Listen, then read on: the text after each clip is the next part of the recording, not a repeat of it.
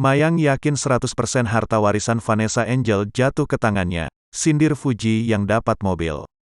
Perseteruan keluarga Haji Faisal dan Dodi Sudrajat terus berlangsung.